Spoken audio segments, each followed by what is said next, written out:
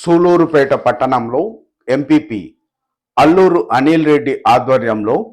మాజీ ముఖ్యమంత్రి వైఎస్ జగన్మోహన్ రెడ్డి జన్మదిన సంబరాలు ఘనంగా జరిపించారు. ముందుగా బస్టాండ్ సెంటర్లోని వైఎస్ రాజశేఖర్ రెడ్డి విగ్రహానికి పూలమాలలు వేసి వైఎస్ జగన్ నాయకత్వం వర్ధిల్లాలి అంటూ నినాదాలు చేశారు. అనంతరం వైఎస్ఆర్సీపీ నేతలంతా కలిసి వైఎస్ జగన్మోహన్ రెడ్డి పుట్టినరోజు కేకును కట్ చేసి ఒకరికి ఒకరు తినిపించుకున్నారు.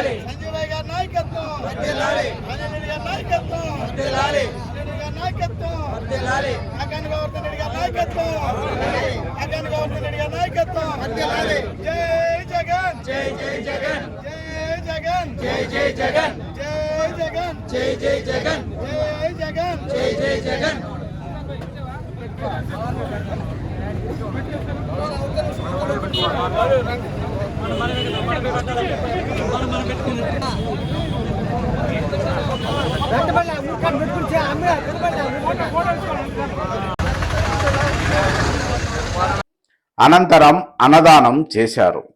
ఈ సందర్భంగా స్థానిక వైఎస్ఆర్సీపీ కార్యాలయంలో కూడా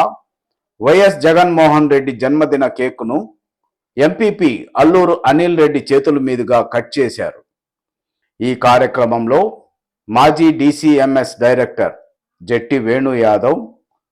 municipal vice president Chinni Satyanarayana, కౌన్సిలర్లు మీజూరు రామకృష్ణారెడ్డి, బందిలి మహేశ్వర్, పట్టణ వైఎస్ఆర్సీపీ అధ్యక్షులు కృపాకర్ రెడ్డి, మాజీ శివాలయం చైర్మన్ చెన్నారెడ్డి సుబ్రహ్మణ్యం రెడ్డితో పాటు సెందిల్ కుమార్, అల్లూరు రమేష్ రెడ్డి, తుపాకుల ప్రసాద్,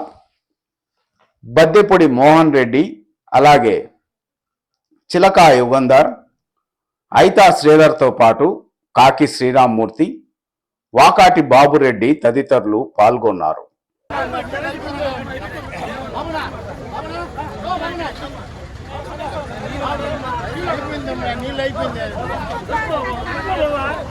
ఈరోజు